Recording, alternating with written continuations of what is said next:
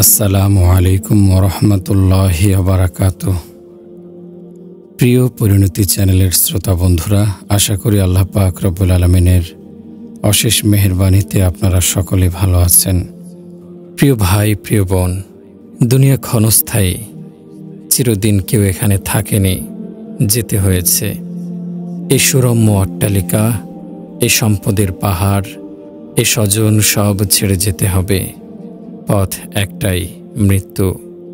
তাই মিছে ধোকায় পড়ে, আশার জালে পড়ে মৃত্যুকে ভুলে যেও না। দুনিয়ার প্রতি আকৃষ্ট হয়ে ধোকা খেও না, কারণ দুনিয়া হচ্ছে গাদ্দার, ধোকাবাজ। দুনিয়ার নানা রঙে সেজে আমাদের ধোকা দেয়। কত রঙিন আশা ভরসার জালে বেঁধে আমাদের পরকাল ধ্বংস করে।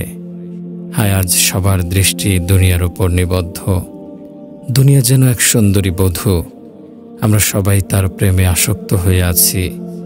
অথচ এই দুনিয়া কার সাথে বিশ্বাসঘাতকতা করেনি? দুনিয়া কাউকে চিরদিন রাখেনি, ছুঁড়ে ফেলেছে। কত না আশাবাদীকে নিরাশার যাতনা দিয়েছে। তাই বলি, হে লোক সকল, বাস্তবতাকে বুঝতে শেখো। সত্য হলো এটাই যে দুনিয়া এমন এক ধোঁকা, যার প্রেম ভালোবাসা আমাকে অপদস্থ করবে। আল্লাহ তাআলাই বলেছেন, দুনিয়ার মোহাব্বত থেকে বাঁচো। দুনিয়ার নতুন কিছু আছে কি যা পুরাতন হবে না? দুনিয়ার এমন কোনো রাজত্ব আছে যা ধ্বংস হবে না? এখানের সব প্রাচুর্য ধ্বংসপ্রাপ্ত হবে। আমার আপনার মৃত্যুর পর আমাদের সম্পদ হারিয়ে যাবে। আমার কি হবে তখন, যখন আমাকে কবরে একাকী রেখে আসবে? স্বজনরা দুদিন পর ভুলে যাবে। আমার সম্পদ আমার কি উপকারে আসবে? যে সন্তানদের সুখের জন্য দুনিয়ার জিন্দেগিটা সম্পদের পিছে শেষ করে এসেছি, এখন সে সম্পদের মালিক সন্তানরা। আর এই সন্তানদের জন্য যে কষ্ট করেছি, কবরে আমার সে সন্তানরাই বা কি উপকারে আসবে? সন্তানদেরকে দুনিয়ার সম্পদ দ্বারা ভরে দিয়েছি, কিন্তু ঈমান তো শেখায়নি। সন্তানদের যদি দিনদার বানাতে পারতাম, তাহলে মৃত্যুর পর আমার কবরে ফাতিহা পড়ত। সন্তানদের কারণে আমি সওয়াব পেতাম। যদি এ সম্পদের কিছু আল্লাহর রাস্তায় ব্যয় করতাম, তাহলে মৃত্যুর পরও আমার জন্য তা উপকারে আসত। আফসোস আমাদের, আমরা দুনিয়ার পিছে এমনভাবে ঝুঁকে গেছি যে পাপের বোঝা শুধু বৃদ্ধি করেছি। নেকের ভাণ্ডার একদম শূন্য। আর এই অবস্থায় চলেছি পরকালের আসামি হয়ে। সে বিচারের দিনে আমার পাপের একটি কণাও কেউ নেবে না, আর নেকের একটি কণাও কেউ কাউকে দেবে না। বড় কঠিন সেদিন, শেষ বিচারের দিন। মহান আল্লাহ রব্বুল আলামিন বিচারক। আমরা তার অকৃতজ্ঞ বান্দা পাপের পাহাড় নিয়ে আল্লাহ তাআলার সামনে দাঁড়াবো। নেকের খাতা শূন্য। পিতা তার সন্তানকে খুঁজবে একটি নেকির জন্য, সন্তান পিতাকে খুঁজবে একটি নেকির জন্য। একটি নেকের সেদিন অনেক মূল্য থাকবে। পিতা দেখবে সন্তান দাঁড়িয়ে আছে, স্ত্রী দাঁড়িয়ে আছে, ভাই স্বজন, কত চেনা মুখ। সেদিন কেউ কারো কাজে আসবে না। সবাই সেদিন নিজেকে নিয়ে ব্যস্ত থাকবে। সবাই মহাপরাক্রমশালী আল্লাহ তাআলার সামনে ভয়ে কাঁপবে। নিজেদের মূর্খতার কথা ভেবে যখন দেখবে যে সম্পদ দুনিয়ায় আমার জন্য আশীর্বাদ ছিল, তা এখন বিপদের কারণ। হায় সম্পদ, যে সম্পদের যাকাত ওয়াজিব হওয়ার পরও তা দেয়নি, সম্পদ কমে যাবে বলে। প্রতিবেশী গরিব ছিল, না খেয়ে তারা কষ্ট করত, আমার থাকা সত্ত্বেও তাদের সাহায্য করিনি। সেদিনে সব কিছুই মনে হবে। আল্লাহ পাক স্মরণ করিয়ে দেবেন, অস্বীকার করার উপায় নেই। আমার আমলনামা লেখা হচ্ছে, সেদিন তা আমার সামনে পেশ করা হবে। আমি কি জবাব দেব? জবাব আমার দিতেই হবে। জবান যদিও বন্ধ রাখি, কুদরতিভাবে হাত সাক্ষ্য দেবে, চোখ সাক্ষ্য দেবে, নাক সাক্ষ্য দেবে, কান সাক্ষ্য দেবে, প্রতিটি অঙ্গ প্রত্যঙ্গ সাক্ষ্য দেবে। প্রিয় ভাই, প্রিয় বোন, সেদিন শেষ বিচারের দিবসে আমার অবস্থা কি হবে? আসুন না, সে কঠিন বিপদের দিনের কথা ভেবে আমরা নিজেকে সংশোধন করি। আমার ঈমান আমলকে সুন্দর করি, অতীতের গুনাহ থেকে তওবা করি, আল্লাহ তাআলার প্রিয় বান্দা হয়ে যাই। আল্লাহ আমাদের কবুল করুন, আমিন। প্রিয় ভাই, প্রিয় বোন, আল্লাহ আমাদের প্রতি রহম করুন। আল্লাহ যেন আমাদেরকে গাফলতি থেকে জেগে ওঠার তৌফিক দান করেন। সেদিনের পূর্বেই যেন আমাদের ঘুম ভাঙে, যেদিন আমার কোনো শুভাকাঙ্ক্ষী আমার ব্যাপারে বলবে, ভাইরা, ওই লোকটি মৃত্যুশয্যায়, তার জন্য দোয়া করুন। মৃত্যুশয্যায় শায়িত ব্যক্তির কি সাধ্য আছে মালাকুল মউতের হাত থেকে বেঁচে আসে? মৃত্যুর কি কোনো দাওয়াই আছে? আজ পর্যন্ত কোনো ডাক্তার কবিরাজ কি পেরেছে মৃত্যুর থাবা থেকে কাউকে ফিরিয়ে আনতে? পারেনি। আমার আপনার নিঃশ্বাস জারি আছে, দেহ মন সুস্থ আছে, তখন আমাদের কত বাহাদুরি।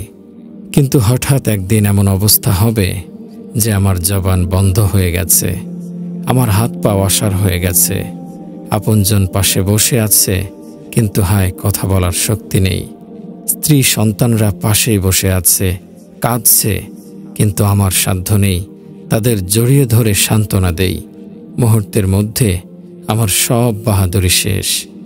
যখন আমাদের এই অবস্থা আসবে, আমার কপালে মৃত্যুর ভয়ে ঘাম জমে যাবে, বুকের ভেতর থেকে গড়গড় শব্দ আসতে থাকবে, চোখের দৃষ্টি কমে যাবে, স্মৃতিশক্তি একদম কমে যাবে, স্বজনরা কাঁদবে, আত্মীয় স্বজনের ভিড় লেগে যাবে, কাফনের কাপড়ও এসে যাবে। এরপর আমাদের ঠিকানা কবরে আমাকে রেখে আসবে। একা সে ঘরে আমি থাকব, আর থাকবে আমার কৃত আমল। হায় আমার বন্ধুরা, আমরা কি একবার ভাবি যে দিন আমার জন্ম হয়েছিল সেদিন নিষ্পাপ হয়ে দুনিয়াতে আগমন করেছিলাম, আর আজ যখন কয়েক বছরের জীবনের সমাপ্তি টেনে চলে যাচ্ছি, তখন আমি আমার সর্বাঙ্গ পাপে জর্জরিত করে নিয়ে যাচ্ছি। রুহের জগতে শপথ করেছিলাম মহান রব্বুল আলামিনের অনুগত হয়ে থাকব, কিন্তু এখন দুনিয়া থেকে যাচ্ছি আল্লাহ তাআলার অবাধ্য হয়ে। আমাকে পাঠানো হয়েছিল একমাত্র আল্লাহ তাআলার গোলামি করতে, এখন আমি কবরে যাচ্ছি শয়তানের গোলাম হয়ে। বন্ধুরা, আমরা তো শয়তানের ধোকায় পড়ে আজ আল্লাহ তাআলাকে ভুলে গেছি। দুনিয়া কামাই করতে করতে আল্লাহ তাআলার পথ থেকে দূরে সরে যাচ্ছি, অথচ এই দুনিয়া একটি ধোঁকা। হযরত হাসান বসরি রহমতুল্লাহি আলাইহি হযরত ওমর বিন আব্দুল আজিজ রহমতুল্লাহি আলাইহিকে পত্র লিখেছিলেন, দুনিয়া ক্ষণস্থায়ী ঘর ছেড়ে চলে যেতে হবে। কেউ এ ঘরে চিরদিন থাকতে পারেনি, আমরাও পারব না। হে আমিরুল মুমিনিন, দুনিয়াকে ভয় করুন, দুনিয়া থেকে দূরে থাকুন। দুনিয়াকে যে বর্জন করতে পারল তার জন্য দুনিয়া কল্যাণকর। দুনিয়ার এই সম্পদের কি দাম আছে? এ সম্পদ তো আমার পরকালের অভাব দূর করতে পারবে না। পরকালের অভাবকে দূর করতে পারে একমাত্র নেক আমল। এ দুনিয়ার জন্য প্রতি মুহূর্তে কত যে আদম সন্তান জীবন বাজি রাখছে। যে দুনিয়াকে ইজ্জত দেবে, দুনিয়া তাকে অপমান করবে। যে দুনিয়া জমা করবে, দুনিয়া তাকে অভাবে ফেলবে। দুনিয়া হচ্ছে সর্বনাশা বিষ। যারা তার পরিচয় জানে না, তারা এ বিষ খেয়ে নিজেদের সর্বনাশ করছে। অতএব দুনিয়াতে এভাবে থাকো যেভাবে কেউ তার জখমে ওষুধ ব্যবহার করে, রোগ বেড়ে যাবার ভয়ে তিতা ওষুধ ব্যবহার করে বাধ্য হয়ে। গাদ্দার ও ধোঁকাবাজ এ জগৎ থেকে দূরে থাকো। অতএব হে আমিরুল মুমিনিন, এ দুনিয়া থেকে দূরে থাকুন, যত বেশি সম্ভব গোপনে ও সাবধানে থাকুন। যখনই কেউ দুনিয়ার কোনো সম্পদ পেয়ে উল্লাসিত হয়, তেমনি বিপদও তাকে কাঁদিয়ে ফেলে। দুনিয়ায় শত্রুরা যেমন বিপজ্জনক, তেমনিভাবে হিতাকাঙ্ক্ষীরাও গাদ্দারি করে থাকে। এখানে সব কিছুর ধ্বংস অনিবার্য। এজন্যই এখানের সুখ হাজার দুঃখে ভরা থাকে, যা যায় তা ফিরে আসে না। ভবিষ্যতেও যে আসবে তার কোনো নিশ্চয়তা নেই। তাই ভবিষ্যতের আশাও ধোঁকা ছাড়া আর কিছু নয়। দুনিয়ার আনন্দ বেদনাযুক্ত, স্বচ্ছতা ও ময়লাযুক্ত। জীবন সর্বদাই আশঙ্কামুক্ত নয়। প্রকৃত বিবেক বুদ্ধি নিয়ে ভাবলে আমরা যা দেখব, দুনিয়ার সুখের যত উপকরণ আছে সবই বিপজ্জনক। আল্লাহ পাক আমাদেরকে বিপদ আপদ সম্পর্কে বিভিন্নভাবে সতর্ক করেছেন। যদি আল্লাহ পাক তা নাও করতেন, তবুও দুনিয়ার রূপ দেখে বুদ্ধিমানের বিবেক জাগ্রত হওয়া উচিত ছিল। আমাদের অলস মন মস্তিষ্ক জাগ্রত হওয়া উচিত ছিল। কিন্তু আল্লাহ তাআলার পক্ষ থেকে যখন সতর্ককারী এবং উপদেশদাতা এসেছেন তখন আমরা কিভাবে ঘুমিয়ে থাকি? এরপরও কি আমাদের ঘুমিয়ে থাকার অবকাশ আছে? ভাই ও বোন, আসুন আমরা সতর্ক হই, সংশোধিত হই। আল্লাহ আমাদের কবুল করুন, আমিন। প্রিয় ভাই ও বোনেরা, এই দুনিয়া আল্লাহ রব্বুল আলামিন অতুলনীয় করে সৃষ্টি করেছেন, কিন্তু আল্লাহ তাআলার কাছে এই দুনিয়ার কোনো মূল্য নেই। যেদিন থেকে দুনিয়া সৃষ্টি করেছেন সেদিন থেকে আল্লাহ দুনিয়ার দিকে চোখ তুলে তাকাননি। আল্লাহ পাক রব্বুল আলামিন দুনিয়ার সকল সম্পদ ভাণ্ডার চাবিসহ তার প্রিয় হাবিব সাল্লাল্লাহু আলাইহি ওয়াসাল্লামের সামনে পেশ করেছিলেন। প্রিয় নবী সাল্লাল্লাহু আলাইহি ওয়াসাল্লাম যদি তা গ্রহণ করতেন তাহলে আল্লাহ তাআলার অনন্ত ভাণ্ডারের এক বিন্দু পরিমাণও কমতি আসত না। কিন্তু প্রিয় নবী সাল্লাল্লাহু আলাইহি ওয়াসাল্লাম তা গ্রহণ করেননি। তিনি ভেবেছেন দুনিয়াকে গ্রহণ করলে আল্লাহ তাআলার হুকুমের খেলাফ হবে। আল্লাহ তাআলার কাছে যা ঘৃণ্য তাকে ভালোবাসা যাবে না। মহান মালিক যে দুনিয়া সৃষ্টি করে তার দিকে একবারও নজর দেননি, দূরে নিক্ষেপ করেছেন, সে বস্তুকে তুলে নেওয়া উচিত হবে না। এ দুনিয়া পরীক্ষার স্থান। দুনিয়ার সবই আমাদের জন্য পরীক্ষা স্বরূপ। এজন্যই আল্লাহ তাআলা তার প্রিয় বান্দাদেরকে পরীক্ষার উদ্দেশ্যে দুনিয়া দান করেননি। আর অকৃতজ্ঞদের জন্য দুনিয়ার সম্পদ ঢেলে দিয়েছেন, তাদেরকে ধোঁকাগ্রস্ত করার জন্য। তাই তো ধোঁকাগ্রস্তরা এ দুনিয়ার শক্তি ও প্রাচুর্যের বলে নিজেদেরকে অন্যদের ওপর মর্যাদাবান মনে করে। তারা ভুলে যায় জগতের শ্রেষ্ঠ মর্যাদাবান প্রিয় রাসূল সাল্লাল্লাহু আলাইহি ওয়াসাল্লাম ছিলেন। তিনি দুনিয়ার সম্পদ গ্রহণ করেননি। তিনি ক্ষুধার যাতনায় পেটে পাথর বেঁধেছিলেন। ক্ষুধা ছিল তার নিত্যদিনের সঙ্গী। ইমাম গাজ্জালী রহমতুল্লাহি আলাইহির কিতাবে আমি পেয়েছি রাসূল সাল্লাল্লাহু আলাইহি ওয়াসাল্লাম বলতেন, ক্ষুধা আমার তরকারি, আল্লাহ তাআলার ভয় আমার বৈশিষ্ট্য, পশম আমার পোশাক, চন্দ্র আমার প্রদীপ, পাঁচ যুগল আমার সাওয়ারি, আর আমি শূন্য হাতে রাত্রি যাপন করব। নিঃস্ব অবস্থায় আমার সকাল হবে, অথচ পৃথিবীতে আমার চেয়ে ধনী আর কেউ নেই। ইমাম গাজ্জালী রহমতুল্লাহি আলাইহি লেখেন, আল্লাহ তাআলা যখন হযরত মূসা আলাইহিস সালাম ও হযরত হারুন আলাইহিস সালামকে ফেরাউনের কাছে পাঠিয়েছিলেন, তখন তাদেরকে বলেছিলেন, ফেরাউনের জাগতিক প্রভাব প্রতিপত্তি যেন তোমাদেরকে ভীত না করে। তার ভাগ্য তো আমার হাতে, সে আমার হুকুম ছাড়া কিছুই করতে পারবে না। তার ভোগবিলাসের উপকরণ দেখেও যেন তোমরা বিস্মিত হইও না, কারণ তা হলো অহংকারীদের সৌন্দর্যের ক্ষণস্থায়ী উপকরণ মাত্র, ক্ষণস্থায়ী দুনিয়ার সুখভোগের সামান। তোমরা যদি তা চাও তাহলে আমি তোমাদেরকে এমনভাবে দুনিয়ার সুখ সৌন্দর্যের অধিকারী করে দেব, যা দেখলে ফেরাউনও তোমাদের শক্তির সামনে নিজেকে শক্তিহীন মনে করবে। কিন্তু আমি তোমাদেরকে এ থেকে ফিরে আসতে বলি, দুনিয়াকে তোমাদের থেকে দূরে রাখতে চাই। আমি আমার প্রিয়দের সাথে এরকম ব্যবহারই করি। আমি তাদেরকে দুনিয়ার সুখের উপকরণাদি থেকে দূরে সরিয়ে রাখি, যেভাবে কোনো রাখাল তার বকরি পালকে বিপজ্জনক চারণভূমি থেকে দূরে রাখে। আমার অলিদের সে প্রভাব জাঁকজমক হতে দূরে রাখি, তা তাদের জন্য কল্যাণকর, যাতে তারা তাদের জন্য আমার পক্ষ হতে নির্ধারিত নিয়ামতসমূহের পূর্ণাঙ্গ অধিকারী হতে পারে। কারণ তারা আমার ভয়ে, আমাকে ভালোবেসে নিজেদেরকে দারিদ্রতা, ভয়, বিনয় ও তাকওয়ার দ্বারা সজ্জিত করে। মূলত এ তাদের পোশাক, এ তাদের সৌন্দর্যের চাদর, তাদের জন্য নাজাতের ওসিলা। এক বুজুর্গ বলেন, আউলিয়া কেরাম, ওলামায়ে হক্কানি ও আল্লাহ তাআলার পথের মুসাফিরগণ যখন জানতে পারেন যে মহান রব্বুল আলামিন দুনিয়াকে ঘৃণা করেন, রাসূল সাল্লাল্লাহু আলাইহি ওয়াসাল্লামও দুনিয়াকে প্রত্যাখ্যান করেছিলেন এবং সাহাবায়ে কেরামগণকেও দুনিয়ার ফিতনা সম্পর্কে সাবধান করেছিলেন, তারা প্রয়োজনবশত কিছু খেয়েছেন আর পরকালের জন্য প্রেরণ করেছিলেন প্রচুর পরিমাণে নেক আমল। সাহাবায়ে কেরামগণ দুনিয়াতে ততটুকুই গ্রহণ করেছিলেন যতটুকু না হলে চলে না। আবার এমন সম্পদের দিকেও হাত বাড়াননি যা আল্লাহ থেকে গাফেল করে দেয়। মোটামুটি ইজ্জত আবরু রক্ষা হয় এমন পোশাকেই তাদের লক্ষ্য ছিল। ক্ষুধা নিবারণ হয়ে যায় এতটুকুই ছিল তাদের খাদ্য। এ দুনিয়া যে ধ্বংসশীল তা তাদের খেয়াল ছিল। পরকালের জীবন যে চিরস্থায়ী তা মনে রেখেই সাহাবায়ে কেরামগণ পরকালকে প্রাধান্য দিয়েছেন। দুনিয়াতে মুসাফিরের মতো জীবন কাটিয়েছেন, আখেরাতের পাথে সংগ্রহ করেছেন, দুনিয়াকে বর্জন করে আখেরাতকে আবাদ করেছেন। এরপর মাওলানা তারিক জামিল সাহেব বলেন, হে দুনিয়ার পথ ভোলা মুসলমান, কি করছো, কোথায় যাচ্ছ? পথ তো একটাই, আখিরাত। তুমি আখিরাতকে ভুলে গেলে কি হবে? তোমার নিশ্চিত গন্তব্য তো তাই।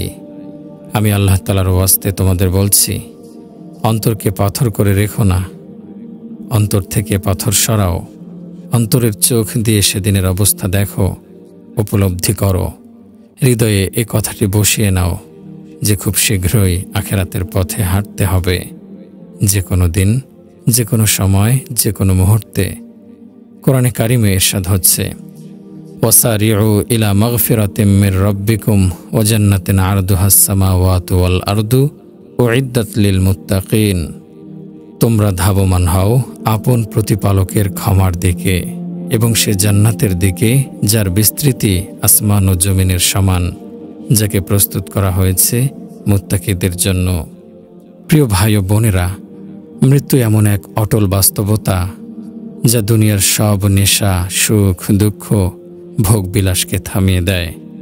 প্রচণ্ড ক্ষুধার সময় খানা নিয়ে বসল, খানা মুখে দেওয়ার সময় পায় না, মৃত্যুর শিকার হয়। কোনো নিশ্চয়তা নেই ঘন্টা, মিনিট, সেকেন্ড। এরপরও কি আমরা হুঁশে আসছি? বলুন তো, আর কত সম্পদ উপার্জন করবেন? আকাশ ছুঁই ছুঁই ইট সুরকিরে দালান, যার নিচে দাঁড়িয়ে উপরের দিকে তাকালে মাথা ঘুরে যায়। এরপরও আপনার নেশা কাটেনি, আরও সম্পদের পিছে ছুটছেন। আপনার আকাশ ছুঁই দালান ক্রমে উপরে উঠছে, আর আপনি এক পা করে অগ্রসর হচ্ছেন কবরের দিকে। একদিন সব ছেড়ে চলে যেতে হবে কবরে। এ সম্পদ যার জন্য এত কষ্ট, এত পেরেশানি, তা তো পড়ে থাকবে দুনিয়ায়।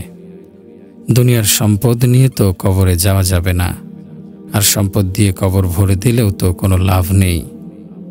অথচ এ সম্পদের পিছে পড়ে ভুলেছেন আল্লাহ তাআলাকে। এ সম্পদের মোহ আপনাকে আল্লাহ বিমুখ করে দিয়েছে। আফসোস আমাদের, কি বোকামি না আমরা করি। এত শ্রম, সাধনা আর সময় খরচ করে যে সম্পদ আমরা কামাই করি, তার সমান নেকিও যদি আমরা কামাই করতাম, তাহলেও তো একটা কথা ছিল। আখিরাতের ভাবনা তো করা প্রয়োজন। এ খেল তামাশার জীবনে আখিরাতের কথা আমরা তো ভুলেই গেছি। আমাদের তো ভাবা উচিত যে আমরা কি করছি। আরে ভাই, নিজেকে সুন্দরভাবে সজ্জিত করার জন্য দামি পোশাক ক্রয় করছি। আমি তো ভাবি না আমার কাফনের কাপড়ও তৈরি হয়ে আছে। একদিকে মজাদার খাবার খেয়ে খেয়ে মজে আছেন, আর অন্যদিকে কবরে পোকা আপনাকে খাওয়ার জন্য অপেক্ষায় আছে। আমরা যদি ভাবতাম যে আমার যে স্বজনটি মারা গেল, যে প্রতিবেশী লাশ হয়ে খাটিয়ায় শুয়ে আছে, কেন? অথচ লোকটি কালকেও সুস্থ ছিল, বাজারে গেল, অফিস করল, আজ তাকে সুন্দর ঘরটি থেকে সাদা কাপড়ে মুড়িয়ে কবরে রেখে আসছে। এরপর মাটির চাদর পরে চিরদিনের জন্য গোপন হয়ে যায়। নিজের অস্তিত্ব এমনভাবে মুছে যায় যে একসময় কেউই তা মনেই রাখে না। একসময় আপনাকে ভুলে যাবে সন্তান, আপনার কবরের চিহ্নও থাকবে না। পাকিস্তানের বড় বড় কবরস্থানে গিয়ে দেখুন, এমন শত শত কবর পড়ে আছে যেগুলোর বয়স কয়েক শতাব্দী, কিন্তু সেসব কবরে একদিন ফাতিহা পড়ারও লোক নেই। কবরওয়ালার স্বজন হয়তো বংশানুক্রমে আছে, কিন্তু মৃত ব্যক্তির জন্য একটু সময় তাদের হাতে কোথায়? এই তো বাস্তবতা। ভুলে যাওয়াই এ জগতের স্বাভাবিকতা। এ বাস্তবতায় স্বাভাবিকতাটাই আমরা মাথায় প্রবেশ করাই না।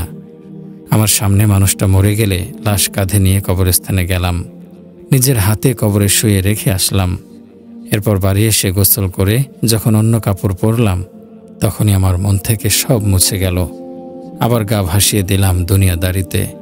অথচ একটি মৃত্যু শত শত মানুষের নসিহতের জন্য যথেষ্ট ছিল, যদি গ্রহণ করত। আমাকে একজন জিজ্ঞেস করলো, মাওলানা, তোমার চাচাকে দাফন করে আসলে তিনি তোমাকে কিছু বলে যায়নি? মুরব্বী মানুষের প্রশ্ন, কথাটা আমার কাছে তাৎপর্যপূর্ণ মনে হলো। একটু সময় নিয়ে প্রশ্নটার মর্ম অনুভব করলাম।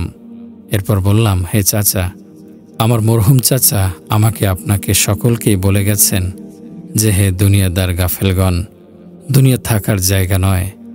যত চেষ্টাই করো, এটা অল্প দিনের আবাস। একদিন তোমাকেও এ খাটিয়ায় চড়ে কবরে দাফন হতে হবে।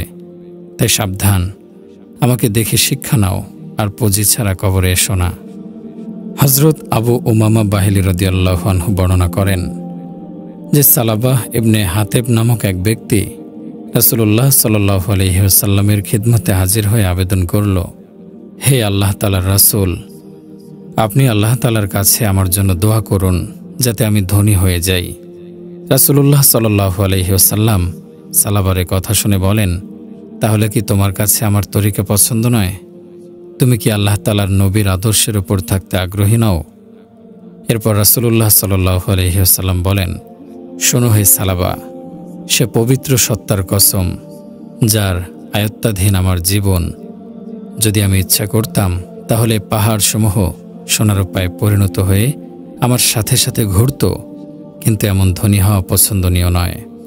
এরপর সালাবাহ বলল, যে পবিত্র সত্তা আপনাকে সত্য নবী বানিয়ে পাঠিয়েছেন তার কসম, যদি আপনি দোয়া করেন এবং আল্লাহ তাআলা আমাকে ধন সম্পদ দান করেন, তাহলে অবশ্যই আমি প্রত্যেক হকদারকে তার হক ও প্রাপ্য পৌঁছে দেব এবং আরও অন্যান্য নেক কাজও করব। এরপর রাসূলুল্লাহ সাল্লাল্লাহু আলাইহি ওয়াসাল্লাম দোয়া করেন, আয় আল্লাহ, সালাবাকে সম্পদ দান করুন। রাসূলুল্লাহ সাল্লাল্লাহু আলাইহি ওয়াসাল্লাম এ দোয়াটুকুই করেন। এরপর থেকে সালাবার সম্পদের ব্যাপক বৃদ্ধি শুরু হয়। অল্প কয়েকদিনের মধ্যে তার ভেড়া, বকরি, উট এমনভাবে বৃদ্ধি পেল যে মদিনায় তার বসবাসের স্থানটি সংকীর্ণ হয়ে যায়। তখন সে মদিনার বাইরে একটি বড় জায়গা নিয়ে বসবাস করতে থাকে। সালাবাহ এখানে আসার পর থেকে শুধু জোহর ও আসর এই 2 ওয়াক্ত নামাজ মদিনায় এসে রাসূলুল্লাহ সাল্লাল্লাহু আলাইহি ওয়াসাল্লামের সাথে জামাতে আদায় করত, আর বাকি নামাজগুলো তার বাসস্থানেই পড়ে নিত। একসময় তার ছাগল ভেড়ার পাল আরও বৃদ্ধি পেল, যার ফলে সে জায়গাটিতেও তার জন্য সংকুলন হয় না। তাই সে মদিনা শহর থেকে আরও দূরে গিয়ে বিশাল এক জায়গা নিয়ে বসবাস শুরু করে। সেখান থেকে শুধু জুমার নামাজ পড়তে মদিনায় আসত, আর বাকি 5 ওয়াক্ত নামাজ সেখানেই পড়ত। এরপর তার সম্পদ কীড়ার মতো বৃদ্ধি পেতে থাকে। এখন তাকে সে জায়গাও ছাড়তে হলো। এখন সে মদিনার বাইরে চলে যায়। সেখানকার দূরত্ব তাকে জুমার নামাজ মদিনায় পড়া থেকেও বঞ্চিত করে। জুমার দিন মদিনা থেকে জুমা পড়ে প্রত্যাবর্তনকারীদের কাছে কেবল জিজ্ঞাসাবাদ করে সেখানকার অবস্থা জেনে নিত।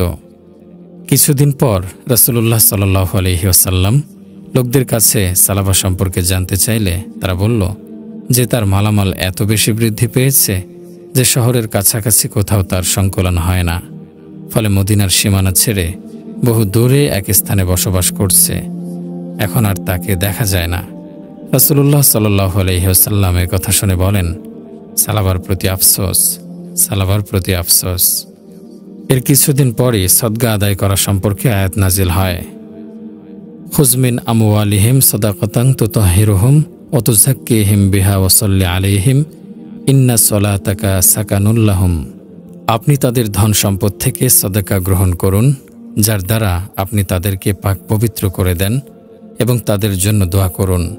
নিশ্চয়ই আপনার দোয়া তাদের জন্য শান্তির কারণ। আল্লাহ তাআলা মুসলমানদের জন্য সদকার যথাযথ আইন নাজিল করেন। রাসূলুল্লাহ সাল্লাল্লাহু আলাইহি ওয়াসাল্লাম 2 জন লোককে মুসলমানদের কাছে থেকে সদকা আদায় করার জন্য পাঠালেন এবং 2 জনের কাছে লিখিত ফরমান দিয়ে দেন। রাসূলুল্লাহ সাল্লাল্লাহু আলাইহি ওয়াসাল্লাম তাদের বলে দেন, তোমরা সালাবার কাছে যাও। এছাড়া বনি সুলাইম গোত্রের আরও এক লোকের কাছে যাবার হুকুম দেন। তাদের কাছ থেকে সদকা উসুল করার আদেশ দেন। তারা উভয়ে যখন সালাবার কাছে গিয়ে পৌঁছল এবং রাসূল সাল্লাল্লাহু আলাইহি ওয়াসাল্লামের লিখিত ফরমান দেখালো, সালাবা তখন বলতে থাকে, এ তো জিজিয়া কর হয়ে গেল, এ তো জিজিয়া কর হয়ে গেল, এ তো জিজিয়ার মতোই আরেকটা। এরপর সালাবা বলে, এখন আপনারা যান, ফেরার পথে এদিকে হয়ে যাবেন। এরপর লোক দুটি সুলাইম গোত্রের লোকটির কাছে গেল। লোকটি তাদের কথাও রাসূল সাল্লাল্লাহু আলাইহি ওয়াসাল্লামের ফরমান দেখে নিজের পালিত পশুসমূহের মধ্যে যেগুলো সবচেয়ে উৎকৃষ্ট ছিল তা থেকে সদাকার নেসাব অনুযায়ী তাদের কাছে দেন। রাসূল সাল্লাল্লাহু আলাইহি ওয়াসাল্লামের প্রেরণ করা লোক 2 জন পশুগুলো দেখে বলে, আপনার উপর এত সুন্দর উৎকৃষ্ট পশু সদকা করা ওয়াজিব নয়, এবং আমরাও আপনার কাছ থেকে এগুলো নিতে পারি না। সুলাইম গোত্রের লোকটি বিনয়ের সাথে বলে, এগুলো আমি খুশি হয়ে দিয়েছি। এরপর দু উসুলকারী অন্যান্য মুসলমানদের কাছে থেকে সদকা উসুল করে সালাবার কাছে আসলো এবং তার কাছে পুনরায় সাদাকার কথা বলে, তখন সালাবা বলে, দাও দেখি সাদাকার আইনগুলো একটু পড়ে দেখি কি লেখা আছে। তা দেখে সে পূর্বের মতোই বলতে থাকে, এটা তো একরকম জিজিয়া করই। যা হোক, আপনারা এখন চলে যান, আমি চিন্তা ভাবনা করে দেখি। লোক দুটি রাসূল সাল্লাল্লাহু আলাইহি ওয়াসাল্লামের খিদমতে হাজির হলো। রাসূল সাল্লাল্লাহু আলাইহি ওয়াসাল্লাম তাদের কুশল জিজ্ঞেস না করেই বলতে লাগলেন, ইয়া ওয়াইহা সালাবা, সালাবার প্রতি আফসোস। এভাবে 3 বার বলেন। এরপর সুলাইমের প্রতি সন্তুষ্ট হয়ে তার জন্য দোয়া করেন। এরপর তারা দুজন সালাবা ও সুলাইমের সাথে যা হয়েছে তা বলল। তখনই সালাবা সম্পর্কে এ আয়াত নাজিল হয়, ওমিনহুম মান আহাদাল্লাহা লাইন আতানা মিন ফাদলিহি লানাসসাদ্দাকান্না ওয়া লানাকুনান্না মিনাস সালিহিন ফালাম্মা আতাহুম মিন ফাদলিহি বাখিলু বিহি ওয়া তাওয়াল্লাউ ওয়া হুম মুরিদুন ফাআকাবাহুম নিফাকান ফি কুলুবিহিম ইলা ইয়াউমি ইয়ালকাউনাহু বিমা আখলাফুল্লাহা মা ওয়াআদুহু ওয়া বিমা কানু ইয়াকযিবুন। অর্থাৎ তাদের মধ্যে কোনো কোনো লোক এমন আছে যারা আল্লাহ তাআলার সাথে ওয়াদা করেছিল যে আল্লাহ যদি তাদের ধন সম্পদ দান করেন তাহলে তারা দান খয়রাত করবে এবং উম্মতের সৎকর্মশীলদের অন্তর্ভুক্ত হবে। এরপর আল্লাহ তাদেরকে সে অনুগ্রহে সম্পদ দান করেন, তখন কার্পণ্য করতে থাকে এবং আল্লাহ ও রাসূলের আনুগত্য বিমুখ হয়ে গেল। তারপর এরই পরিণতিতে তাদের অন্তরে মুনাফিকি স্থান করে নিল, সেদিন পর্যন্ত যেদিন তারা তার সাথে গিয়ে মিলবে। তাই এজন্য যে তারা আল্লাহ তাআলার সাথে কৃত ওয়াদা লঙ্ঘন করেছে এবং এজন্য যে তারা মিথ্যা কথা বলতো। এই আয়াত যখন নাজিল হয় তখন সালাবার কতিপয় আত্মীয় স্বজন সে মজলিসে উপস্থিত ছিল। তাদের মধ্য হতে একজন সঙ্গে সঙ্গে সালাবার কাছে গিয়ে সংবাদ দিল। সালাবাকে ভৎসনা করে বলে, তোমার সম্পর্কে কোরআনের আয়াত নাজিল হয়ে গেছে। এ কথা শুনে সালাবা উদ্বিগ্ন হয়ে গেল এবং তৎক্ষণাৎ রাসূল সাল্লাল্লাহু আলাইহি ওয়াসাল্লামের দরবারে উপস্থিত হয়ে আবেদন করল, ইয়া রাসূলুল্লাহ সাল্লাল্লাহু আলাইহি ওয়াসাল্লাম, আমার সদকা গ্রহণ করুন। রাসূল সাল্লাল্লাহু আলাইহি ওয়াসাল্লাম বলেন, আল্লাহ তাআলা আমাকে তোমার সদকা কবুল করতে নিষেধ করেছেন। সালাবা এই কথা শুনে নিজের মাথায় নিজে মাটি নিক্ষেপ করতে থাকে। এরপর রাসূল সাল্লাল্লাহু আলাইহি ওয়াসাল্লাম বলেন, এটা তো তোমার নিজেরই কর্মফল। আমি তোমাকে হুকুম করেছিলাম, তুমি তা পালন করনি। এখন তোমার সাদাকা কবুল হতে পারে না। তার কিছুদিন পর রাসূল সাল্লাল্লাহু আলাইহি ওয়াসাল্লামের ওফাত হয়ে যায়। হযরত আবু বকর রাদিয়াল্লাহু আনহু খলিফা হলেন। সালাবা হযরত আবু বকর রাদিয়াল্লাহু আনহুর কাছে এলো, আবেদন করল সাদাকা গ্রহণ করার জন্য। সিদ্দিক আকবর রাদিয়াল্লাহু আনহু বলেন, আল্লাহ তাআলার রাসূল সাল্লাল্লাহু আলাইহি ওয়াসাল্লাম স্বয়ং যেটা কবুল করেননি তা আমি কিভাবে কবুল করব। হযরত আবু বকর রাদিয়াল্লাহু আনহুর ওফাতের পর দ্বিতীয় খলিফা হযরত ওমর রাদিয়াল্লাহু আনহুর খিদমতে সালাবা তার সাদাকা গ্রহণ করার আর্জি পেশ করল। ওমর রাদিয়াল্লাহু আনহু হযরত আবু বকর রাদিয়াল্লাহু আনহুর মতোই উত্তর দেন। এরপর হযরত ওসমান রাদিয়াল্লাহু আনহুর খেলাফতকালে সে একই আবেদন করে। ওসমান রাদিয়াল্লাহু আনহু তার সাদাকা গ্রহণ করতে অস্বীকার করেন। হযরত ওসমান রাদিয়াল্লাহু আনহুর খেলাফতকালেই তার মৃত্যু হয়। এ হলো দুনিয়ার সম্পদের অপকারিতা। দুনিয়ার সম্পদ মানুষকে আল্লাহ বিমুখ করে দেয়, গাফেল করে দেয়। সম্পদের পিছে ছুটতে ছুটতে দিন ভুলে যায়, নামাজ রোজা ভুলে যায়। সম্পদের যে ইবাদত সেটি হলো যাকাত। সম্পদওয়ালারা তাও দিতে চায় না যদি সম্পদ কমে যায়। আরে ভাই, সম্পদ তো আপনার নয়, আপনাকে আল্লাহ পাক তা দিয়েছেন, এটার মালিক আল্লাহ। আল্লাহ যদি ইচ্ছা করেন মুহূর্তে সম্পদ আপনার কাছ থেকে কেড়ে নিতে পারেন। এ দুনিয়ার কত সম্পদওয়ালাকে দেখেছি কয়েকদিনের ব্যবধানে পথের ফকির হয়ে যেতে। সম্পদ তো গেছেই, এখন ঋণের বোঝা মাথায় নিয়ে পাগলের মতো ঘুরছে। ভাই, এসবই আল্লাহ তাআলার নিয়ামতের নাশকরির কারণে হয়। আল্লাহ তাআলার দেয়া জান, আল্লাহ তাআলার দেয়া মাল আল্লাহ তাআলার পথে ব্যবহার করতে হবে, তাহলেই তো আমরা বরকতময় জীবনের সন্ধান পাব। আল্লাহ আমাদের কবুল করুন, আমিন। ফালিয়াহযারিল্লাযীনা ইউখালিফুনা আন আমরিহি আন তুসিবাহুম ফিতনাতুন আও ইউসিবাহুম আযাবুন আলীম।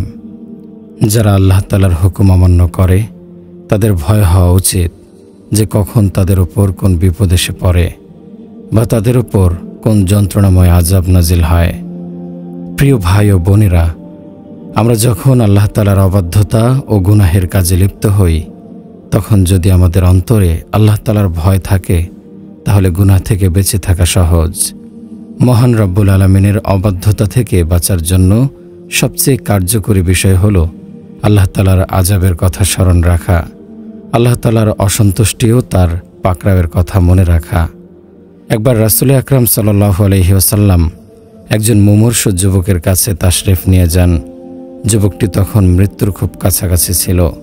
রাসূলুল্লাহ সাল্লাল্লাহু আলাইহি ওয়াসাল্লাম যুবকটিকে জিজ্ঞেস করেন, এ মুহূর্তে তোমার অনুভূতি কেমন? যুবকটি বলে, ইয়া রাসূলুল্লাহ সাল্লাল্লাহু আলাইহি ওয়াসাল্লাম, আমার মনে আশার সঞ্চার হয়, আবার গুনাহের কারণে ভয় অনুভব করি।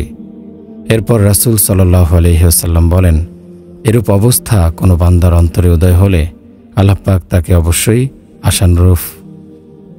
তাকে অবশ্যই আশানুরূপ ফল দান করবেন এবং যে বিষয় থেকে সে ভয় করত তা থেকে তাকে মুক্তি দেবেন।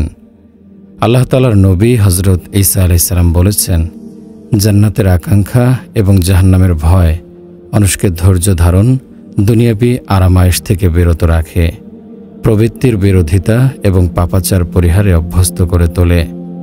সাইয়েদানা হযরত হাসান রাদিয়াল্লাহু আনহু বলেন, তোমাদের পূর্বে যেসব মহান ব্যক্তিগণ দুনিয়া থেকে প্রস্থান করেছেন, তারা সমস্ত জীবন অসংখ্য কঙ্কর পরিমাণ স্বর্ণ আল্লাহ তাআলার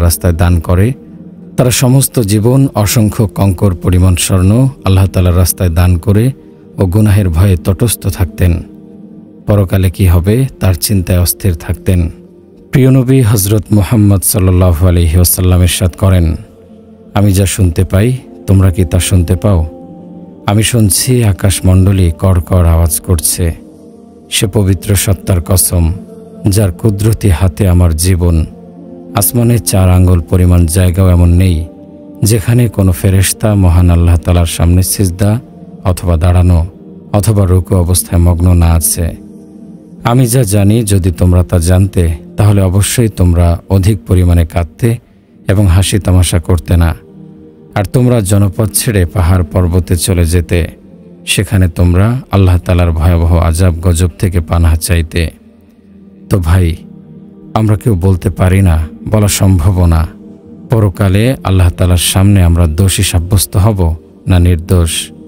হযরত ওমর ফারুক রাদিয়াল্লাহু আনহু যখন ঘাতকের তরবারির আঘাতে মৃত্যু সজ্জায়, তখন তিনি স্বীয় পুত্রকে বলেন, ওহে, আমার মাথাটিকে মাটির সাথে মিশিয়ে রাখো, জানি না আখিরাতে আমার কি পরিণতি হবে। সেদিন যদি আল্লাহ তাআলা আমাকে রহম না করেন, তাহলে আমার কোনো উপায় নেই। একথা শুনে হযরত আব্দুল্লাহ ইবনে আব্বাস রাদিয়াল্লাহু আনহু তাকে বলেন, হে আমিরুল মুমিনিন, আপনি ভীত সন্ত্রস্ত হচ্ছেন কেন? আপনি একজন মহান বিজেতা। আল্লাহ তাআলা আপনার দ্বারা প্রচুর এলাকা মুসলমানদের হাতে এনে দিয়েছে, বহু শহর আপনার দ্বারা আবাদ করিয়েছেন। এছাড়াও ইসলাম ও মুসলমানদের আরও অনেক উপকার আপনার দ্বারা সাধিত হয়েছে। এরপর হযরত ওমর রাদিয়াল্লাহু আনহু বলেন, আমি শুধু নাজাতটুকু পেতে চাই, কোনো অপরাধে যেন ধরা না পড়ি। ইমাম হযরত জাইনুল আবেদিন রহমতুল্লাহি আলাইহি যখন ওযু শেষ করে দাঁড়াতেন, তখন থরথর করে কাঁপতে থাকতেন। এর কারণ জিজ্ঞেস করা হলে তিনি বলতেন, তোমরা কি জানো না আমি কত বড় মহান সত্তার দরবারে দণ্ডায়মান হব এবং তার কাছে একান্তে আবেদন করব, মাফ চাব। প্রিয় ভাই ও বোনেরা, এ ছিল আল্লাহ তাআলার প্রিয় বান্দাদের অবস্থা। তাদের তুলনায় আমরা কিছুই না। এরপরও আমাদের অন্তরে ভয়ের লেশ মাত্র নেই। হাসি তামাশায় কাটিয়ে দেয়া এ জীবনে আমরা একবারও স্মরণ করি না মৃত্যুকে। সেখানে আমার কোনো ইচ্ছা শক্তি কাজে আসবে না। মৃত্যুর কাছে অসহায়ভাবে আত্মসমর্পণ করা আমাদের জন্য নির্ধারিত। হারিয়ে যাব মাটির গভীরে, শরীরের হাড়গুলো বিচ্ছিন্ন হয়ে খসে পড়বে। কবরের গরম হাড়গুলোকে মোমের মতো গলিয়ে দেবে। সুতরাং সাবধান, মৃত্যু আসবেই। মৃত্যু থেকে আমরা গাফেল হলে কি হবে? মৃত্যু তো আমাদের ভোলে না। তাই আসুন, আমাদের প্রতি সবচেয়ে বেশি অনুগ্রহশীল যিনি, সে মহান আল্লাহ তাআলার পথে চলি। আজ আমরা শয়তানের গোলাম হয়ে তার পথে ছুটছি, অথচ সে পথ জাহান্নামে নিয়ে যাচ্ছে। আমরা আমাদের পরকালকে রক্ষা করি। আল্লাহ আমাদের রক্ষা করুন, আমিন। একটি ঘটনাটি বালাকোট অঞ্চলের। শহরের কিছু বাসিন্দা রমজান মাসে অভিজাত একটি হোটেলে নাচ গানের আয়োজন করল। দেশ বিখ্যাত নর্তকী আনা হলো, নামকরা শিল্পী আনা হলো। পবিত্র রমজান মাস, মদ আর উলঙ্গ নৃত্যের মজলিস তখন পুরা গরম।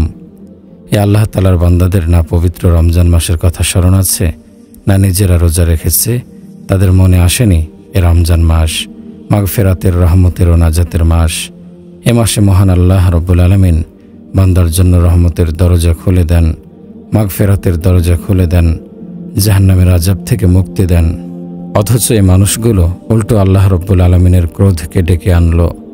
মজলিস চলছে, নর্তকী নাচছে, শিল্পী গান গাইছে, পেয়ালার পর পেয়ালা মদ শূন্য হয়ে যাচ্ছে। ভাবখানা এমন যে জীবন আর কদিনের ফুর্তি করে নাও। আল্লাহ রব্বুল আলামিনের ক্রোধকে তারা ডেকে আনলো। আল্লাহ তাআলা জমিনকে আদেশ দেন, জমিন কেঁপে উঠল। এক পাহাড়ের সাথে আর এক পাহাড়ের টক্কর, শুরু হয়ে যায় আল্লাহ তাআলার গজব। সে 5 তারকা হোটেলটি ভূমিকম্পের এক ঝাটকায় সমুদ্রে গিয়ে পড়ল। কিছুক্ষণ পূর্বেও যেখানে শত শত প্রাণের স্পন্দন ছিল, আনন্দ ফুর্তিতে মাতাল ছিল, কয়েক মুহূর্তের ব্যবধানে তা অসতর্ক বান্দাদের জন্য শিক্ষার এক উপকরণ হয়ে রইল। এরপরও যদি আমরা সাবধান না হই, নিজেদের নিয়ন্ত্রণ না করি, তাহলে আমরা আল্লাহ তাআলার রহমানুর রহিমের নামের সাথে তিনি যে জব্বার কাহার তা জানা হয়ে যাবে। উম্মুল মুমিনিন হযরত আয়েশা রাদিয়াল্লাহু আনহাকে ভূমিকম্প বা সুনামি সম্পর্কে জিজ্ঞেস করা হলে তিনি বলেন, ঈমানদার মুসলমানদের জন্য এটা হলো শিক্ষা, আর কাফেরদের জন্য এটা হলো আযাব। মানুষের অবাধ্যতা সীমা ছাড়িয়ে গেলে আল্লাহ তাআলার ক্রোধ ভূমিকম্প ঘূর্ণিঝড় হয়ে আমাদের উপর পড়ে। আল্লাহ তাআলা আমাদেরকে মাফ করুন, আমিন। আমাদের জন্য রাসূলুল্লাহ সাল্লাল্লাহু আলাইহি ওয়াসাল্লামের কান্না। মহান রব্বুল আলামিন তার প্রিয় হাবিবকে আমাদের জন্য রহমত স্বরূপ প্রেরণ করেছেন। আল্লাহ তাআলা আমাদেরকে তার জীবন আদর্শ গ্রহণ করার জন্য বলেছেন। হযরত রাসূলুল্লাহ সাল্লাল্লাহু আলাইহি ওয়াসাল্লাম উম্মতের জন্য কেঁদেছেন, রক্তাক্ত হয়েছেন। এরপরও উম্মতের মুক্তির চিন্তায় পেরেশান ছিলেন। তার চাইতে দয়ালু কোনো মানুষ পৃথিবীতে আসেনি। রাসূলুল্লাহ সাল্লাল্লাহু আলাইহি ওয়াসাল্লাম এ উম্মতের প্রতিটা নারী পুরুষের জন্য কেঁদেছেন।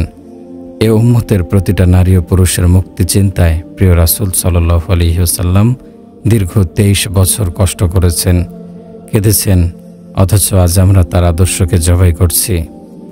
এই পৃথিবীতে এমন একজন মা কি আছে যে সন্তানের জন্য 23 বছর বা 23 মাস কেঁদেছে? অথচ প্রিয় নবী সাল্লাল্লাহু আলাইহি ওয়াসাল্লাম তার উম্মতের মুক্তির জন্য 23 বছর কেঁদেছেন। আমরা তার উম্মত, কি মর্যাদা দিলাম আমরা সে মহান দয়ালু মানুষটির পবিত্র চোখের পানির? আমরা কি মর্যাদা দিলাম সে প্রিয় নবী সাল্লাল্লাহু আলাইহি ওয়াসাল্লামের পবিত্র রক্তের, যা তিনি আমাদেরকে জাহান্নাম থেকে জান্নাতের পথে ফিরিয়ে আনতে ঝরিয়েছেন। আফসোস মুসলমান, আজ আমরা কোথায় দৌড়াচ্ছি? সে দয়ার নবীর আদর্শ ছেড়ে আমরা ছুটছি অভিশপ্ত অন্য মতবাদের দিকে। এসব মতবাদ আদর্শ কি দুনিয়ায় কোনো শান্তি কায়েম করতে পেরেছে কোনো কালে? পারেনি। এসব নাপাক মতবাদ শুধু তৈরি করেছে বিভেদ আর হিংসা ও ধ্বংসের তুফান। আমার কষ্ট হয় যখন দেখি মুসলমানের সন্তানরা কার্ল মার্কস, মাও সেতুং আর লেনিনের নামে স্লোগান তুলে মহান আল্লাহ ও তার রাসূল সাল্লাল্লাহু আলাইহি ওয়াসাল্লামকে গালি দেয়, মসজিদ মাদ্রাসার বিরুদ্ধে, দ্বীনের বিরুদ্ধে ষড়যন্ত্র করে। অথচ এই ছেলেগুলোই সে ছোট্টবেলায় যখন মক্তবে যেত, আলিফ বা তা পড়ত, পিতামাতা কত খুশি হতো। সন্তানটি পবিত্র কোরআনের প্রথম সবক নিত, তখন ধার্মিক পিতার কি আনন্দ! বাজার থেকে মিষ্টি এনে সবাইকে খাওয়াতো। অথচ সে সন্তানই আজ কাফেরদের চক্রান্তে পড়ে পবিত্র কোরআন শরীফকে অস্বীকার করছে, হারিয়ে ফেলছে নিজেদের স্বকীয়তা। এ কারণেই আজ মুসলমানরা পৃথিবীর বুকে অপমানিত, লাঞ্ছিত। যতদিন মুসলমানরা প্রিয় রাসূল সাল্লাল্লাহু আলাইহি ওয়াসাল্লামের আদর্শকে মনে প্রাণে গ্রহণ করেছিল, বিশ্ব ছিল তাদের পদানত। অর্ধ পৃথিবীরও বেশি অঞ্চল ছিল তাদের হাতের মুঠোয়। আজ পৃথিবীর মুসলমানরা যখন নবীর আদর্শকে ভুলে গেল, দাওয়াত ভুলে গেল, দুনিয়ার মোহে পড়ে নিজেদেরকে কাফিরদের রঙে রঙিন করল, তখন থেকেই শুরু হলো পতন।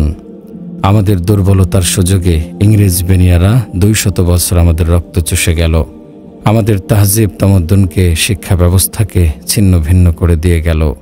সে দুর্ভোগ আমাদের এখনো কুড়ে কুড়ে খাচ্ছে। বিশ্বের মুসলমানরা আজ দিশেহারা, হাহুতাশ করছে, মুক্তির পথ খুঁজছে। আরে ভাই, মুক্তি তো রয়েছে আমাদের চোখের সামনেই, পথ তো একটাই, তা হলো মুহাম্মদ সাল্লাল্লাহু আলাইহি ওয়াসাল্লামের আদর্শ অনুসরণ অনুকরণ। যে পথে আমরা ফিরে পাব হারানো সম্মান, ফিরে পাব শান্তি ও মুক্তির পথ। তা কিভাবে করতে হবে তিনি তা নিজে করে দেখিয়ে দিয়েছেন। দাওয়াতের মাধ্যমে বাধা এসেছে, হামলা হয়েছে, ধৈর্য ধরেছেন কয়েক বছর। নির্যাতনের চরম মুহূর্তে আল্লাহ তাআলার নির্দেশে প্রতিরোধের জন্য তরবারিও ধরতে হয়েছিল। দিন প্রচারে বাধা আসবেই। আমরা মনে করি দিন ইসলাম খুব সহজেই কায়েম হয়ে যাবে। ঘরে বসে থাকলাম, 5 ওয়াক্ত নামাজ পড়লাম, সংসার সামলালাম, তো আমার দায়িত্ব শেষ। না ভাই, আমার দায়িত্ব শেষ হয়নি, দায়িত্বে কিছুই পালন করিনি। দিন যদি এত সহজই হতো তাহলে রাসূলুল্লাহ সাল্লাল্লাহু আলাইহি ওয়াসাল্লাম রক্তাক্ত হতেন না, উহুদ যুদ্ধে দাঁত মোবারক শহীদ হতো না, দিন প্রচারে গিয়ে 70 জন মুবাল্লিগ সাহাবী শহীদ হতেন না। ইতিহাস সাক্ষী, রাসূলুল্লাহ সাল্লাল্লাহু আলাইহি ওয়াসাল্লামের জীবনী পড়ুন, দেখুন তিনি দিনের জন্য কত কষ্ট করেছেন। মক্কার অলিগলি ঘুরে মানুষের দুয়ারে দুয়ারে গিয়ে ইসলামের দাওয়াত দিয়েছেন। বলেছেন, তোমরা এক আল্লাহ তাআলার ইবাদত করো, আমি আল্লাহ তাআলার বার্তাবাহক, হাতে গড়ায় পাথরের মূর্তির পূজা করো না। মক্কার কাফেররা খেপে গেল। সে মহান মানুষটিকে গালমন্দ করল, পাগল বলল, জাদুকর বলল।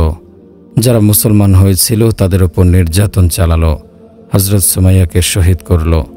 রাসূল সাল্লাল্লাহু আলাইহি ওয়াসাল্লাম তায়েফে যান, সেখানে কাফেররা তাকে পাথর মেরে রক্তাক্ত করল। আল্লাহ তাআলার রাসূল তাও দাওয়াতি কাজ বন্ধ করলেন না। এক সময়ে দাওয়াতের কারণে ঈমানদারের সংখ্যা বাড়তে থাকে, কাফেররাও নির্যাতনের মাত্রা বাড়িয়ে দিল। এক পর্যায়ে তারা রাসূলুল্লাহ সাল্লাল্লাহু আলাইহি ওয়াসাল্লামকে হত্যার সিদ্ধান্ত নিল। আল্লাহ তাআলার পক্ষ থেকে হুকুম হলো, হে নবী, আপনি হিজরত করুন মদিনায়। মদিনার বহু ভাগ্যবান পূর্বে ইসলামের ছায়াতলে আশ্রয় নিয়েছিলেন। আল্লাহ তাআলার রাসূল সাল্লাল্লাহু আলাইহি ওয়াসাল্লাম বন্ধু হযরত আবু বকর রাদিয়াল্লাহু আনহুকে সাথে নিয়ে মদিনায় হিজরত করেন। দিনের কাজ এগিয়ে চলল, সেখানেও বাধা এলো। মদিনার ইহুদিরা চক্রান্ত শুরু করল। মদিনার ইহুদিরা মক্কার কাফেরদের সাথে যোগাযোগ করে মুসলমানদেরকে নিশ্চিহ্ন করার সিদ্ধান্ত নিল। রাসূল সাল্লাল্লাহু আলাইহি ওয়াসাল্লাম ধৈর্য ধরে ইসলামের দাওয়াত অব্যাহত রাখেন। বাড়তে থাকল মুসলমানের সংখ্যা, কুফফার শক্তির সহ্য হল না। মক্কার কাফেররা মদিনার দিকে মার্চ করল মুসলমানদের চিরতরে খতম করার উদ্দেশ্যে। রাসূল সাল্লাল্লাহু আলাইহি ওয়াসাল্লাম খবর পেলেন, তারপরও তিনি ধৈর্য ধরলেন। এমন সময় আল্লাহ রাব্বুল আলামিন নির্দেশ দেন, হে নবী, জিহাদ করুন, প্রতিরোধ করুন। বদরের ময়দানে 313 জন সাহাবী নিয়ে আল্লাহর রাসূল সাল্লাল্লাহু আলাইহি ওয়াসাল্লাম কাফেরদের মোকাবেলায় হাজির হলেন। সে সময়ও রাসূলুল্লাহ সাল্লাল্লাহু আলাইহি ওয়াসাল্লাম মহান আল্লাহ তাআলার দরবারে সিজদায় পড়ে কেঁদেছেন, বলেছেন, আল্লাহ তোমার দিনকে বিজয় করো। উম্মতের জন্য কেঁদেছেন, উম্মতের বিজয়ের জন্য কেঁদেছেন। কারণ সেদিন যদি মুসলমানরা পরাজিত হতো তাহলে ইসলামের জ্বলন্ত মশালকে কাফেররা নিভিয়ে দিতে চেষ্টা করত। আর এই দাওয়াতি মিশন থেমে গেলে পথহারায় উম্মতের কী উপায় হতো? হে মুসলমান, শোনো, ইতিহাস বলা আমার উদ্দেশ্য নয়। আমার উদ্দেশ্য হলো এই কথা বোঝানো যে উম্মতের মুক্তির জন্য প্রিয় নবী সাল্লাল্লাহু আলাইহি ওয়াসাল্লাম কত ত্যাগ স্বীকার করেছেন, আমাদের জন্য কেঁদেছেন, অথচ আমরা তার অকৃতজ্ঞ উম্মত।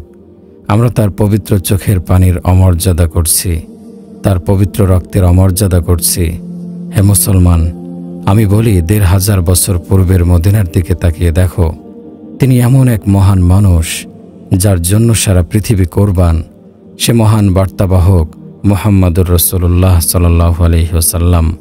পৃথিবীর যেখানেই পা রাখেন সেখানেই শান্তির সুবাতাস বইতে থাকে।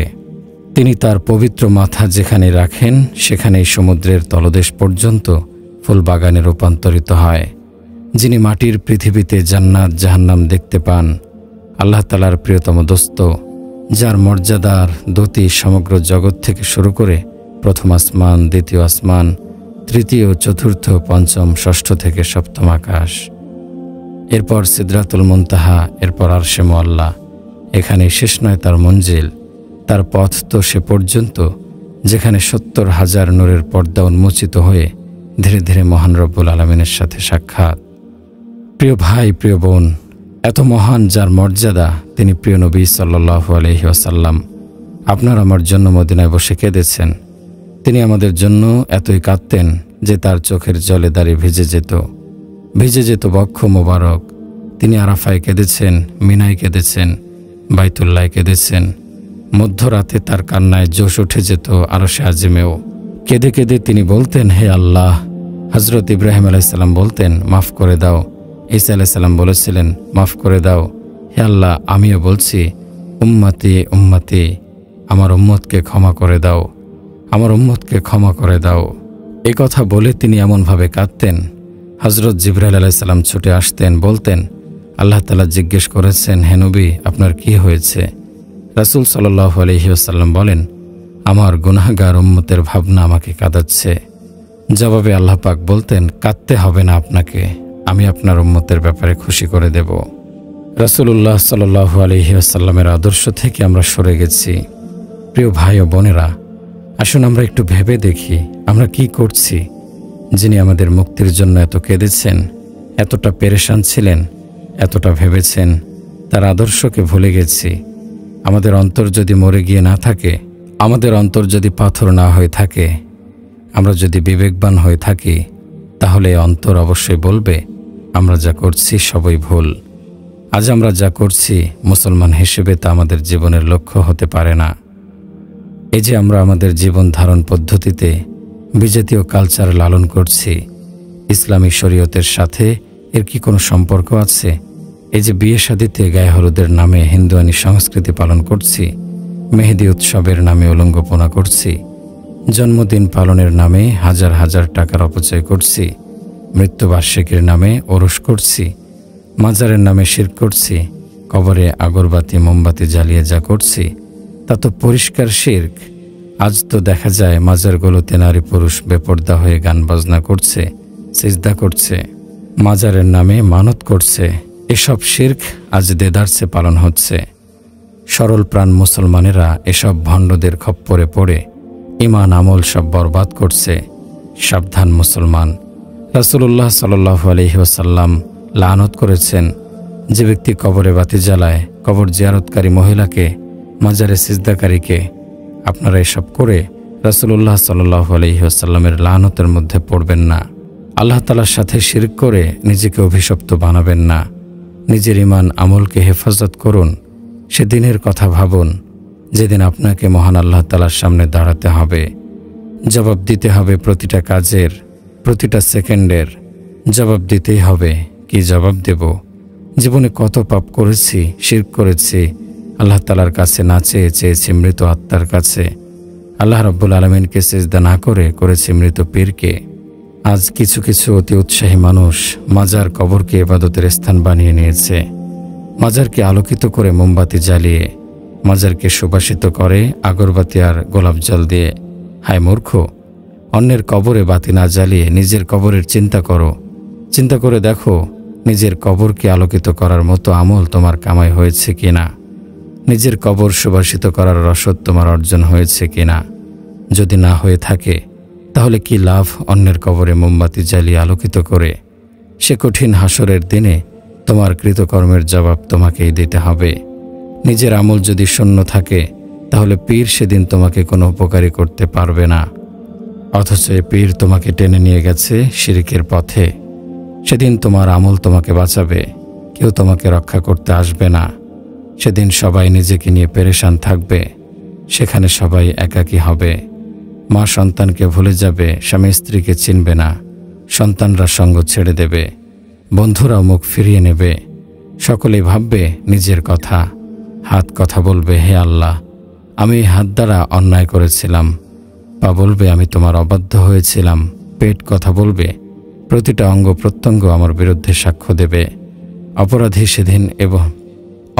সেদিন এ বলে আক্ষেপ করবে, ইয়াওয়াদ্দুল মুজরিমু লাউ ইয়াফতাদি মিন আযাবি ইয়াউমিইযিন বিবানিহি। অপরাধী সেদিন শাস্তির বদলে দিতে চাইবে তার সন্তান সন্ততিকে। অসাহিবাতিহি ওয়া আখিহি ওয়া ফাসিলাতিহি আল্লাতী তুবি। তার স্ত্রী ও ভ্রাতাকে, তার জ্ঞাতি গোষ্ঠী যারা তাকে আশ্রয় দিত। অমাং ফিল আরদি জামিআ, এবং পৃথিবীর সকলকে।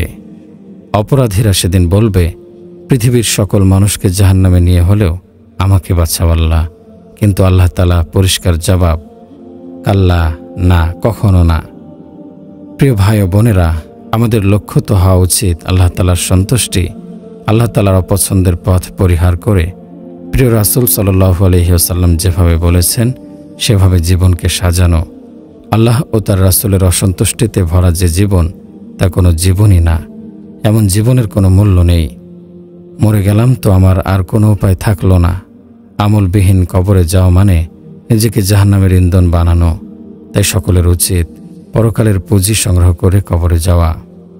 মহান রব্বুল আলামিন পরম দয়ালু, তিনি বান্দার সব কিছুই জানেন। তার কাছে আত্মসমর্পণ করে নিজেকে পরকালের জন্য প্রস্তুত করাই আমাদের মূল কাজ।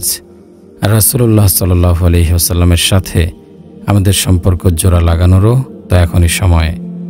তিনি তো আমাদের জন্যই কেঁদেছেন, পেটে পাথর বেঁধেছেন, তারে যুক্ত জামা পরেছেন, এত কষ্ট করেছেন যেন আমরা জান্নাতের পথে ফিরে আসি, যেন আমরা বিপদগ্রস্ত না হই। সুতরাং আসুন আমরা নিজেকে তার আদর্শে গড়ে তুলি, তাহলে আমরা পাব সুন্দর সুশৃঙ্খল সমাজ, সুন্দর দেশ।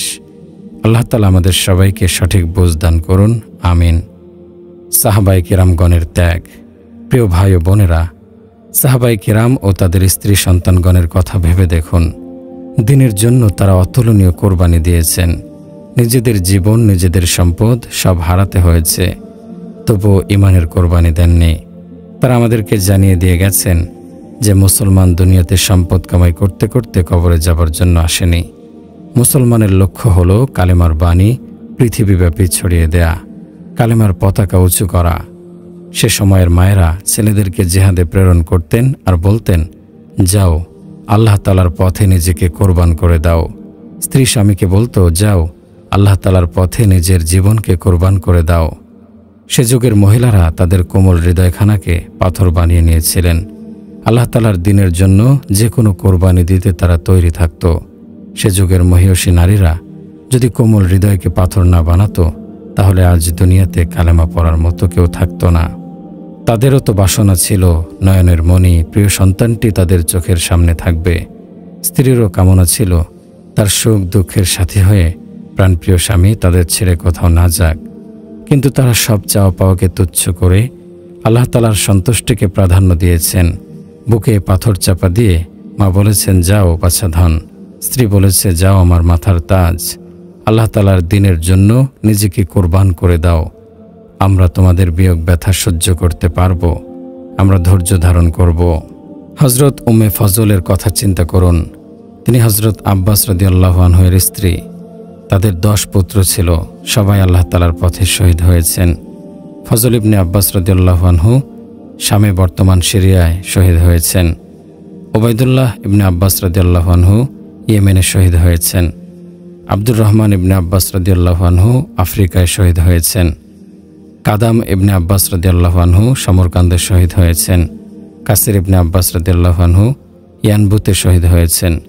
কোনো সন্তানই মায়ের চোখের সামনে মৃত্যুবরণ করেনি। তাদের এক একজনের কবর এক এক স্থানে। সে যুগের মহিলারা যদি এ যুগের মহিলাদের মতো হতেন, তাহলে আজ এ জগতে আল্লাহ তাআলার নাম উচ্চারণ করার মতো কেউ থাকতো না।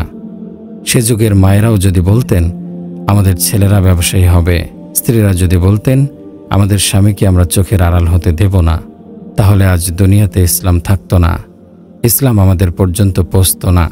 তারা আল্লাহ তাআলার দ্বীনকে সমস্ত দুনিয়াতে ছড়িয়ে দিতে সীমাহীন দুঃখ কষ্ট বরণ করে নিয়েছিলেন। ক্ষুধায় কষ্ট করেছেন।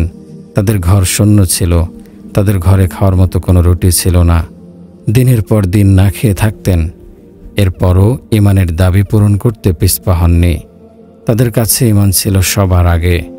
তারা তাদের অন্তরে চেতনাকে ধারণ করেছিলেন যে আমাদের আর কোনো কাজ নেই, আমাদের কাজ হলো আল্লাহ তাআলার দ্বীনকে দুনিয়াতে ছড়িয়ে দেয়া। আমাদের জীবন মরণ আল্লাহ তাআলার দ্বীনের উপর।